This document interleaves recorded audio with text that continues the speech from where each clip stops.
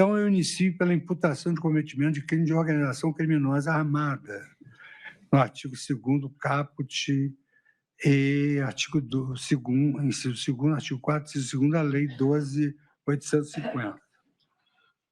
Como prova da prática de crime de organização criminosa armada, o Ministério Público Federal sustenta, em síntese, que o réu Mauro César Cid, em primeiro lugar, seria integrante de uma organização criminosa instituída para a prática de variados crimes, dentre eles o golpe de Estado. As condutas praticadas pelo réu em conjunto com outros criminosos teriam um caráter duradouro e uma dinâmica planejada e bem estruturada. A defesa do réu Mauro Cid defende a improcedência do pedido em relação ao crime de organização criminosa firme no acervo probatório acostado aos autos. O cotejo das acusações com as provas acostadas aos autos, especialmente com as premissas teóricas que integram o meu voto, impõe a conclusão de que o réu Mauro Cid não pode ser responsabilizado criminalmente pelo crime de organização criminosa. Os fundamentos que levam a essa conclusão são os seguintes: não há qualquer prova nos autos que o réu se uniu com mais de 4 pessoas em unidade de exílio para, de forma duradoura, praticar um número indeterminado de crimes destinados à tomada do poder do Brasil. É dizer, o réu não integrou uma entidade autônoma com um processo decisório próprios. Muitas das mensagens que o réu trocou com militares e autoridades da cúpula do governo federal ostentam um caráter ilícito, mas não de maneira a preencher as circunstâncias elementares do tipo do crime ou organização criminosa. Referido ilícito reclama a prática de crimes indeterminados, como eu já mencionei, com penas máximas superiores a 4 anos de privação de liberdade por 4 ou mais pessoas, de modo duradouro e estruturado. Em caso, o que se apura do comportamento do réu é, por outro lado, a prática de crimes em concurso de agentes e sem a presença elementares do crime de organização criminosa. Isto posto, presidente, considerando todo o acervo probatório, eu julgo improcedente o pedido de condenação de Mauro César Barbosa Cid pelo crime de organização criminosa. Na linha já das premissas e porque eu disse que não há organização criminosa sem o preenchimento daqueles requisitos. Passa agora a imputação de cometimento de crime de tentativa de abolição violenta do Estado Democrático de Direito. Abolição violenta e golpe de Estado, 359L, 359M. Tentar, com emprego de violência ou grave ameaça, abolir o Estado Democrático de Direito, impedindo ou restringindo o exercício dos poderes constitucionais. Reclusão de 4 a 8 anos. Golpe de Estado, tentar depor, por meio de violência ou grave ameaça, o governo legitimamente constituído. Em razão das premissas teóricas lançadas ao início do meu voto, considerei o crime de golpe de Estado previsto no artigo 359-M absorvido pelo crime de tentativa de abolição violenta do Estado Democrático de Direito. Por essa razão, eu analiso agora a prática deste último crime, que é a abolição violenta do Estado Democrático, pelo réu Mauro César Barbosa Cid.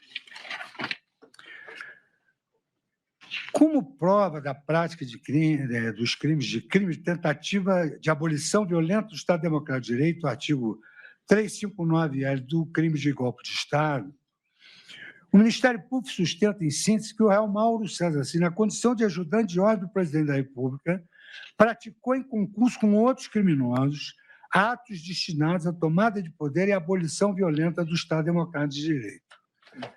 A defesa do réu Mauro César Barbosa Cid defende a improcedência do pedido em relação aos crimes de tentativa de abolição violenta do Estado Democrático de Direito e de golpe do Estado, firme no acervo probatório acostado aos autos, argumentando, em primeiro lugar, o colaborador seria, em virtude de sua função como ajudante de ordem do presidente da República, um simples porta-voz e desconhecia o conteúdo da Operação Punhal Verde e Amarelo, bem como nunca fez parte do grupo de WhatsApp Copa 2022, o que o afastaria da prática de qualquer medida que ameaçasse a integridade de um membro do Poder Judiciário. Alega ainda a inexistência de qualquer prova que demonstre o início de execução do golpe do Estado, ou que o acusado detivesse domínio final sobre a conduta delitiva atribuída ao grupo. Considerando o período dos fatos apontados pela PGR, vale dizer, meados de 2021 até 31 de dezembro de 2022, não havia sequer um governo a ser deposto, já que a acusação gira exatamente contra os governantes que estavam no comando do Brasil à época. O réu colaborador não teria comandado, executado ou autorizado o uso de qualquer violência ou ameaça física ou armada. Todas as condutas descritas pela acusação envolvem apenas trocas de mensagens privadas e informais, relatos sobre percepções de movimentos populares, participações em reuniões de caráter político e interações com militares e assessores sem comando efetivo ou operacionalidade militar.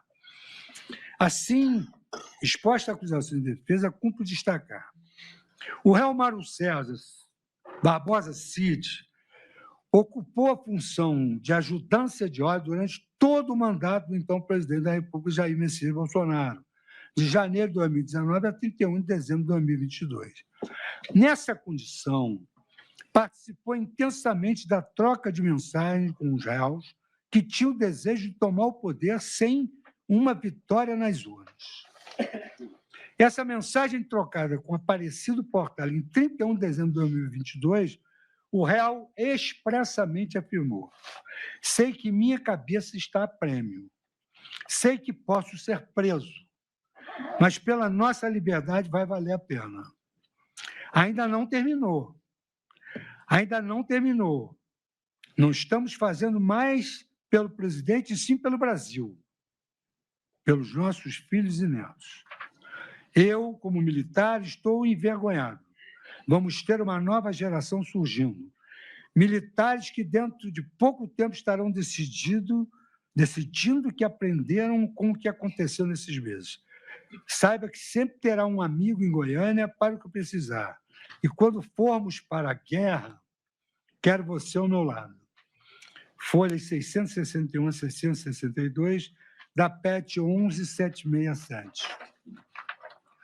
O cotejo das acusações com as provas acostadas aos autos, e especialmente com as premissas teóricas que integram o meu voto, impõe a conclusão de que o réu Mauro César Barbosa Cid deve ser responsabilizado criminalmente pelo crime de tentativa de abolição violenta do Estado Democrático de Direito. Os fundamentos que me levam a essa conclusão são os seguintes. Ao trocar mensagem do seu celular com o oficial Rafael de Oliveira, o réu colaborador conversa sobre financiamento de manifestações para iniciar e incentivar atos destinados a abolir violentamente o Estado Democrático de Direito. Eu quero que relembrem as distinções que eu fiz sobre cogitácio, atos de preparação e início de ato executório. Em razão do pedido de recursos formulados pelo oficial de Oliveira, em reunião ocorrida em 12 de novembro de 2022, na casa do réu Braga Neto, o próprio colaborador sugeriu este último valor de R$100 mil a ser arrecadado. Essa reunião, consoante depoimento do próprio colaborador nos autos, foi marcada após o próprio colaborador solicitar seu agendamento com o general Braga Neto, o que caracteriza seu interesse direto nos temas que nela foram debatidos, folhas 609. O réu colaborador afirma ainda que passou orientações ao oficial de Oliveira que as manifestações deveriam ser dirigidas ao Congresso Nacional e ao Supremo Tribunal Federal, folhas 420 da PET 11767. E também afirmou expressamente que na reunião se discutiu novamente a necessidade de ações que mobilizassem as massas populares e gerassem caos social, permitindo, assim, que o presidente assinasse o estado de defesa, estado de sítio ou algo semelhante. Os participantes da referida reunião estavam em busca de uma ação capaz de impedir a posse do novo presidente eleito naquela ocasião.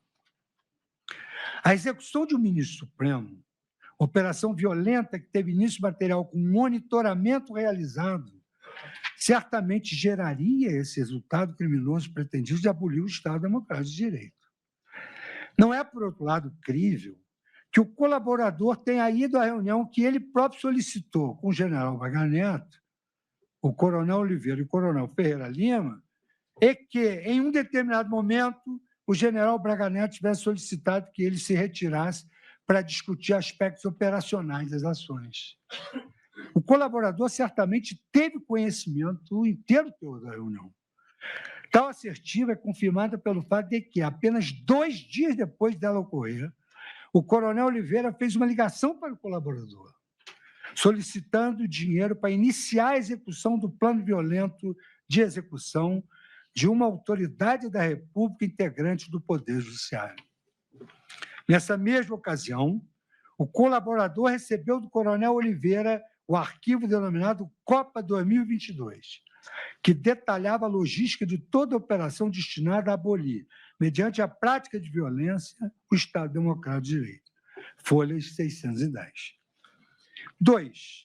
As mensagens de WhatsApp de dezembro de 2022, trocadas entre o réu colaborador e o coronel Marcelo Câmara, indicam que o colaborador realizou pedidos de monitoramento do ministro Alexandre de Moraes, folhas 423 e 424 da PET 11767.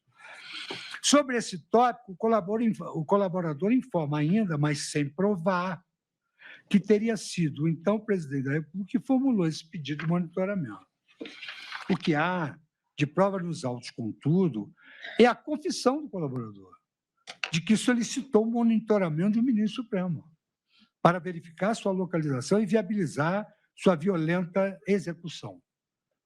Referido monitoramento, operação com elementos de violência no seu DNA, teve início, no dizer do próprio colaborador, em 15 de 12 de 2022 e se estendeu até final daquele mesmo ano.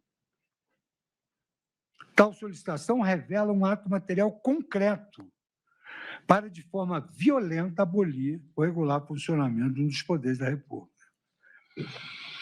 Em terceiro lugar, o colaborador trocava mensagens com os militares Rafael Martins de Oliveira e Hélio Ferreira Lima, que tinham participação importante na construção de medidas concretas e violentas para abolir o Estado Democrático de Direito. As interações entre o colaborador e referidos militares atestam seu pleno conhecimento das medidas concretas e violentas que estavam sendo edificadas e que tiveram início material com monitoramento do ministro Alexandre de Moraes. Folhas 582 e 583. Frise quanto ao ponto que o próprio colaborador reconhece que um dia após a operação foi contatado pelo coronel Câmara para fornecer a localização do ministro Alexandre de Moraes, folhas 643 e 645. Seguindo nessa empreitada, o oficial Rafael Martins de Oliveira, que, em conjunto com o réu colaborador, participou da reunião de 12 de 11 de 2022 e teve protagonismo no evento denominado Copa 2022.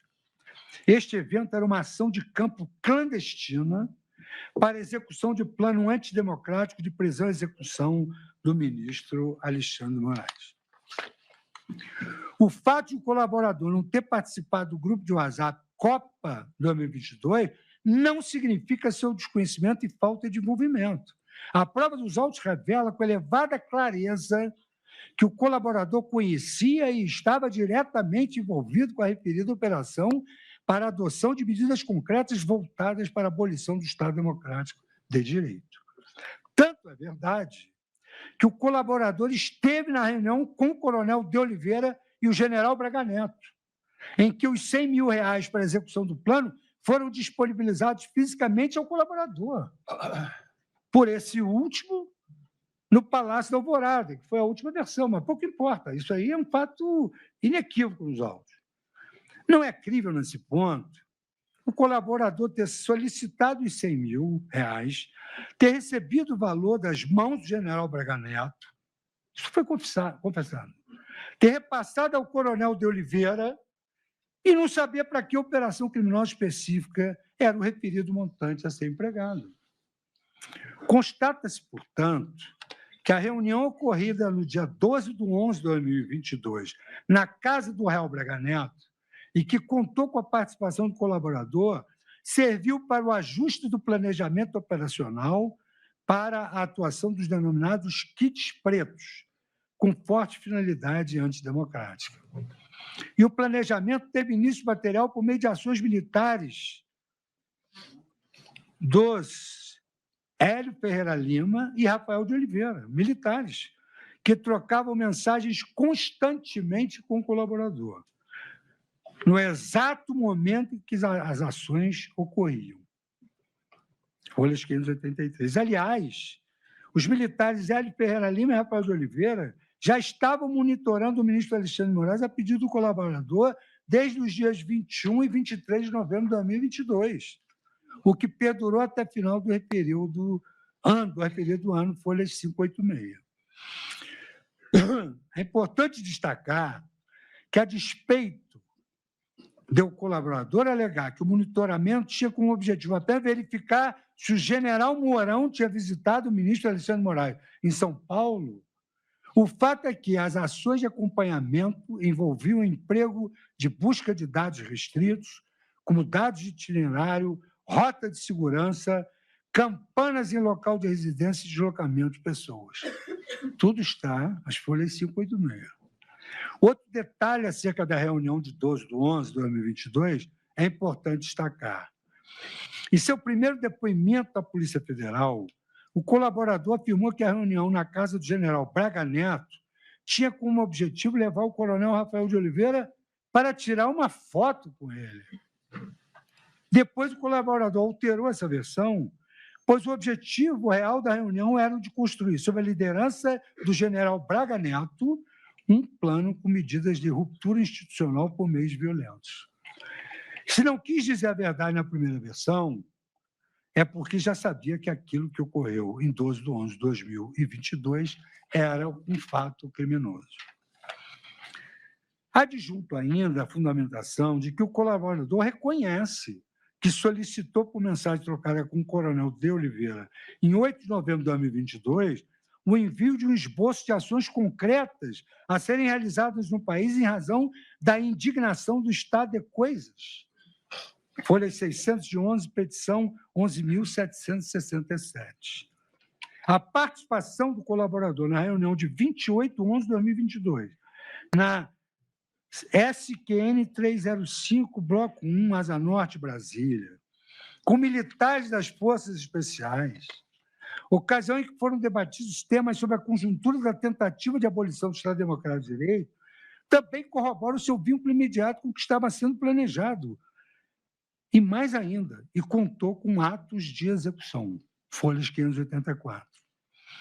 A prova dos autos é firme e inequívoca, no sentido de que todos aqueles que queriam convencer o então presidente da República da necessidade de adotar ações concretas para a abolição do Estado Democrático de Direito faziam solicitações e encaminhamentos por meio do colaborador. Ele é que levava e trazia tudo isso. E tal circunstância não decorria apenas do fato de o colaborador ser ajudante de ordem do presidente da República, mas de um contexto que contava com seu apoio. Eu acabei de ler o depoimento, que eles estão em guerra, vamos para frente. A aceitação não só contava com o apoio dele, a aceitação, um esforço pessoal para que o que estava sendo planejado se tornasse realidade. Nesse sentido, o depoimento colaborador reconhece que, em 7 de dezembro de 2022, recebeu do general Mário Fernandes uma mensagem com um vídeo anexo e um pedido de que tudo fosse mostrado ao presidente Bolsonaro. Um material destinado a incentivar a quebra da ruptura da normalidade institucional. O colaborador afirma que não chegou a mostrar o material ao presidente da República, mas o fato de ter recebido esse tipo de documento comprova que era uma pessoa confiável para tal missão. Material de convencimento da ruptura institucional não seria a ele enviado, caso soubessem de sua discordância em relação ao tema. Então, por que mandaram para ele? Porque ele estava de acordo com a ruptura institucional. A mesma lógica se aplica à mensagem enviada por Aparecido Portela ao colaborador em 26 de dezembro de 2022, com a pergunta: qual era a pergunta? Se o churrasco seria feito. Se o churrasco seria feito. o que significava uma cobrança à efetivação das medidas mais concretas para a abolição do Estado Democrático de Direito. Não é desprezível o fato dessa mensagem ter sido enviada ao colaborador. Ele foi o destinatário, pois estava diretamente envolvido no financiamento de atos para a manutenção das pessoas nos acampamentos e para a prática de atos violentos criminosos destinados a inviabilizar o funcionamento regular dos poderes de um Estado de Direito. E a resposta do colaborador é ainda mais significativa. Vai ter o churrasco? Vai sim, ponto de honra. Nada está acabado ainda da nossa parte, folhas 656.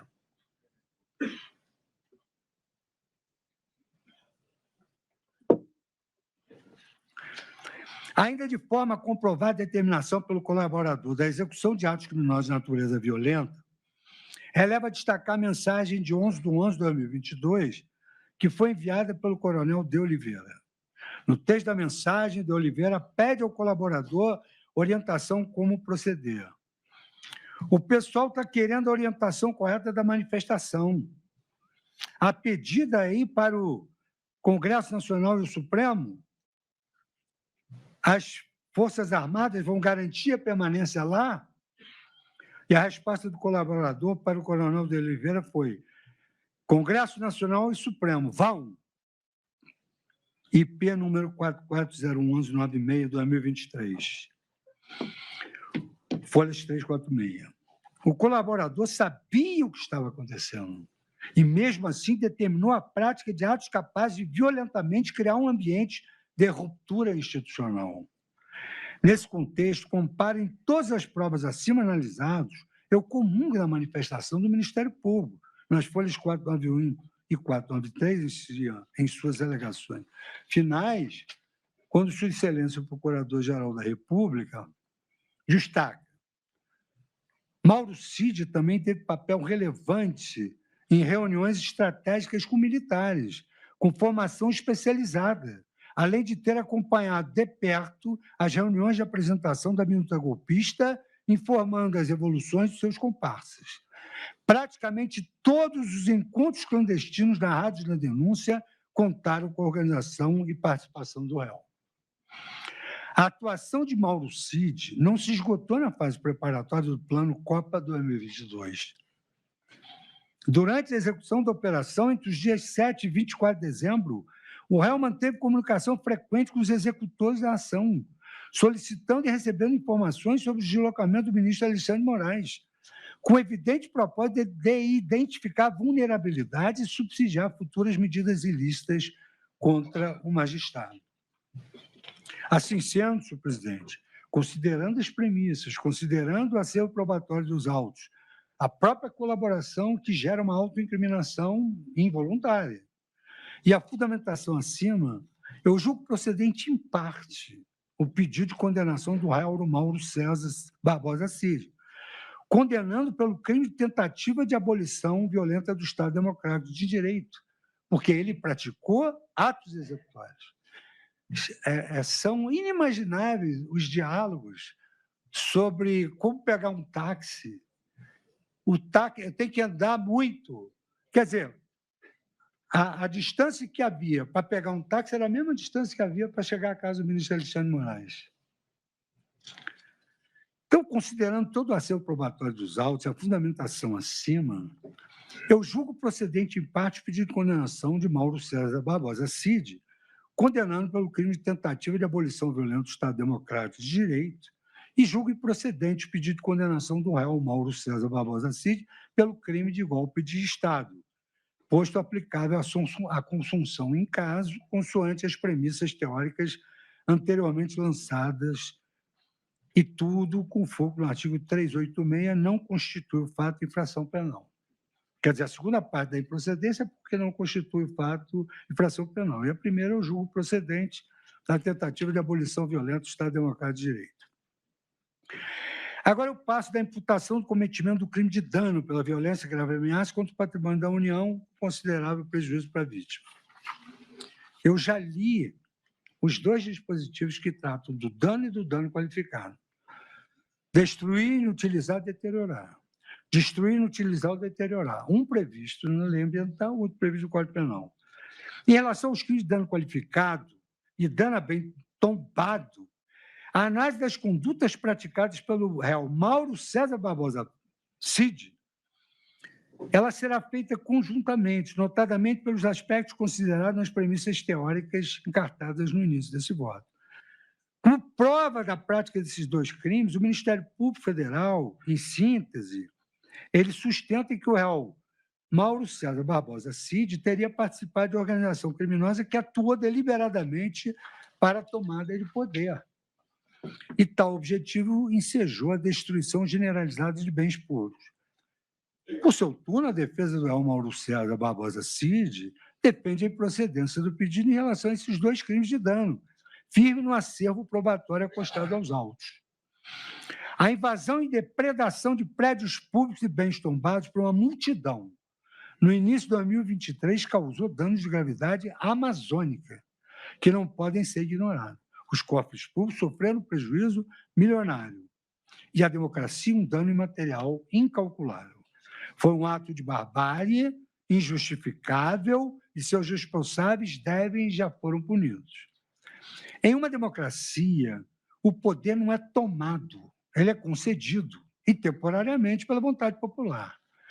Apesar de as estruturas físicas da Praça dos Três Poderes terem sido profundamente abaladas e vilipendiadas, o que elas representam permaneceu absolutamente intacto. As instituições atingidas continuaram a funcionar normalmente. Depois do recesso, nós tivemos plenário. O Congresso Nacional funcionou, a Presidência da República funcionou, demonstrando sua capacidade de combater o injustificável. A gravidade do ocorrido, quem assiste o vídeo, o que vai ver? Vândalos agredindo esses prédios. Mas uma coisa é uma coisa, outra coisa é outra coisa. Nós temos processo eleitoral, nós temos atentados contra representantes da República e nós temos o 8 de janeiro. Nós temos isso aqui, que eu denominei de uma girafa no Supremo. Ou seja, não denominei, citei um historiador.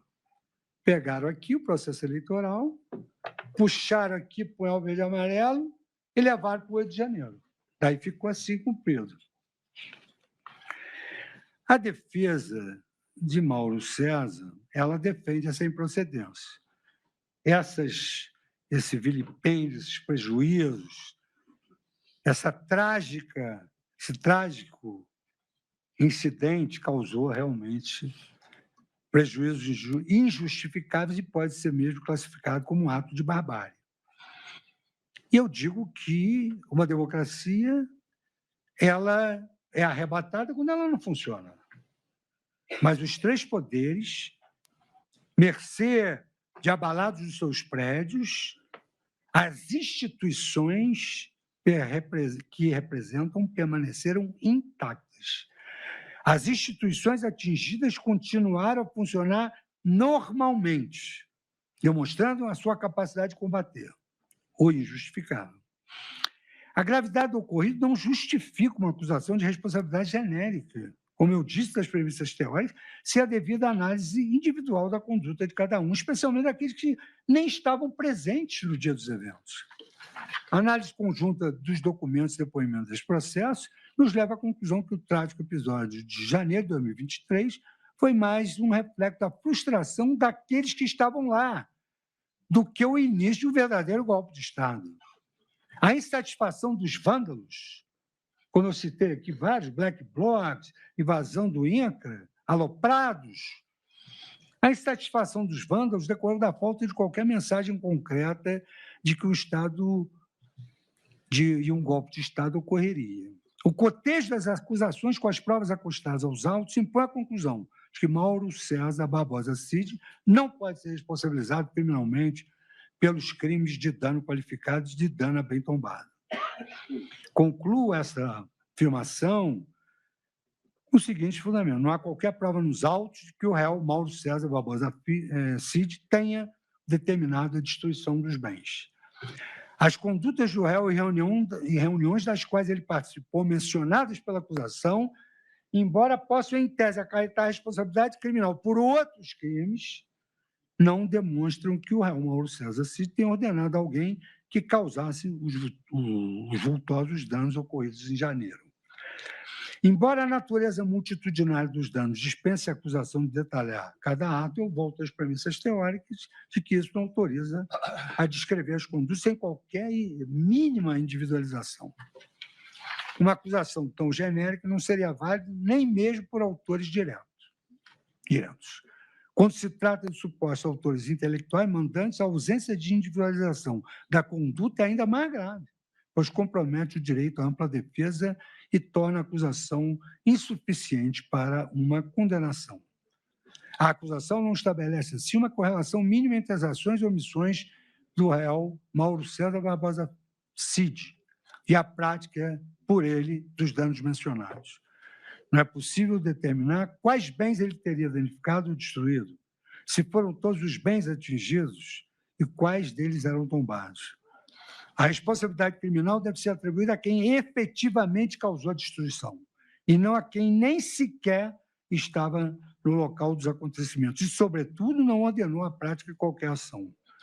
Ainda que se cogita a prática de outros crimes relacionados à tomada do poder, não há prova da correlação entre as condutas praticadas em 2022 com os atos de vandalismo ocorridos em 8 de janeiro de 2023. Ao revés, o triste episódio da história brasileira da destruição generalizada da Praça dos Três Poderes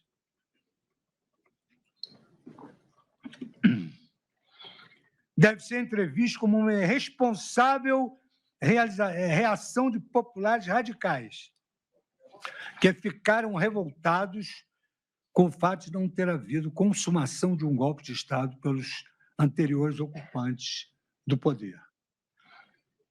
Há algumas trocas de informações no sentido que eles assim o fizeram para instar inconformados com a passividade do Exército Brasileiro. Não há qualquer prova nos autos de que o réu Mauro Cid desejasse interferir no funcionamento dos poderes da República, por meio de determinação às pessoas que se encontravam em Brasília.